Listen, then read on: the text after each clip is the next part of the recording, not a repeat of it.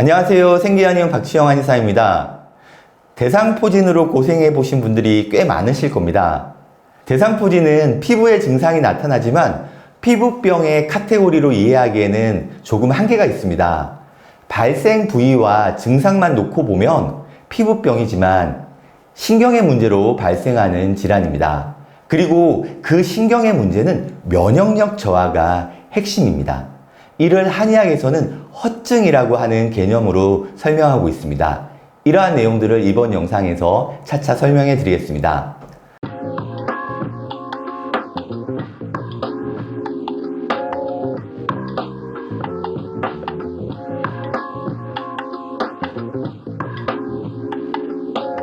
먼저 대상포진이라는 말 자체를 한번 살펴보겠습니다. 띠대자 모양 상자입니다. 대상은 말 그대로 띠 모양을 의미합니다. 그리고 포진은 수포성 발진을 의미합니다. 그래서 이름 그대로 띠 모양의 수포성 발진이 되겠습니다. 지금 보시는 사진은 전형적인 대상포진의 모습입니다. 하지만 최근에는 수포가 생기지 않는 발진도 빈번하기 때문에 감별하기에는 조금 어려울 수도 있겠습니다. 대상포진은 코로나 바이러스처럼 특정 바이러스가 새롭게 몸에 침투하면서 발생하는 것은 아닙니다. 이미 내 몸속에 잠복해 있던 수두 대상포진 바이러스가 활성화되면서 발생합니다. 어릴 때 수두에 걸린 적이 있는 경우이거나 수두 예방접종을 하는 경우에는 우리 몸의 신경절에 평생 동안 수두 대상포진 바이러스가 남게 됩니다. 그리고 면역력이 떨어질 때 바로 대상포진이 발생하게 되는 것이죠.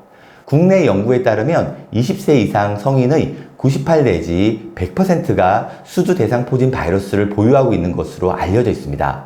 그리고 대상포진은 우리나라 전 인구의 3분의 1 이상에서 평생 한 번은 걸리는 것으로 알려져 있습니다. 정말 많은 분들이 한 번은 고생하실 수밖에 없다는 말씀이 되겠습니다. 그리고 대상포진 환자 대부분은 50대 이상의 연령층에서 발생하게 됩니다. 하지만 최근에는 20, 30대의 젊은 층에서도 대상포진이 빈번하게 발생하고 있습니다.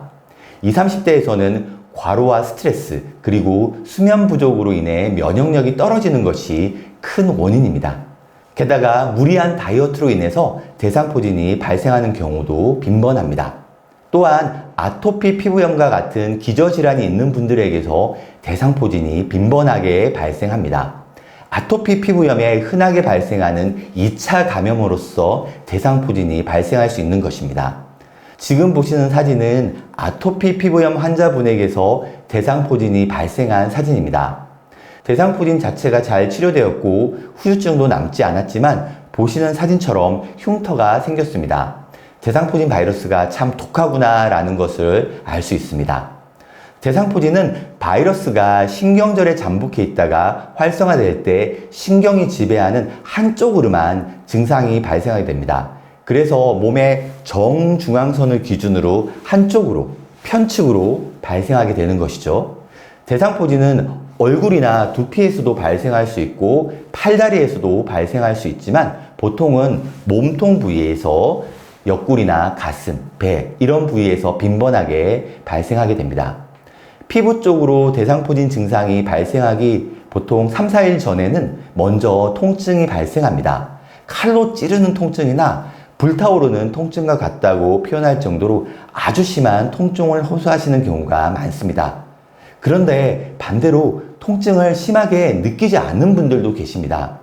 제가 지금까지 대상포진을 설명드리면서 일반적인 상식과는 다른 두 가지 특징을 말씀드렸는데요. 수포가 없을 수도 있고 통증이 없을 수도 있다는 점입니다. 물론 대부분 보통의 대상포진은 심각한 수포 발진과 심각한 통증을 동반하는 것이 일반적입니다. 대상포진이라는 질환이 중요한 이유는 심각한 후유증이 동반되기 때문입니다. 바로 대상포진 후 신경통입니다. 그래서 피부에 대상포진이 발생하면 72시간 이내에 바이러스제를 복용해야 한다고 강조를 합니다. 환자분들 중에 나 같은 경우에는 72시간 이내에 바이러스제를 복용하지 않았는데 걱정이다 라고 말씀하시는 분들이 많이 계십니다. 사실 신경통이 발생하지 않았다면 걱정하실 필요가 전혀 없는 문제입니다. 그리고 항바이러스제를 복용한다고 해서 대상포진 후 신경통을 예방할 수 있는 것도 아닙니다. 항바이러스제는 바이러스의 활성화를 억제해준다는 의미가 있습니다. 오히려 제가 보기에는 손상된 신경들을 적극적으로 치료하는 것이 더 중요합니다. 대상포진은 한의학적으로 허증성 질환입니다. 허증을 한의학에서는 크게 4가지의 카테고리로 분류합니다. 기허증, 양허증, 음허증, 혈허증입니다. 그래서 각각의 4가지 카테고리 분류에 맞게 한약 치료가 중요합니다. 그리고 손상된 신경절에 대한 직접적인 침치료와 약침치료 역시 중요합니다. 보시는 사진처럼 대상포진 증상이 발생된 부위뿐만 아니라 신경절에 직접적인 침치료를 시술하기도 합니다. 대상포진은 초기에 적극적으로 치료할수록 빠르게 회복되고 흉터도 적게 생깁니다. 무엇보다 대상포진 후 신경통이라고 하는 치명적인 후유증을 예방할 수 있습니다. 이번 영상에서는 대상포진에 대해서 설명드렸습니다. 대상포진은 피부 질환이면서 동시에 신경질환입니다. 그리고 한의학적으로는 허증성 질환입니다.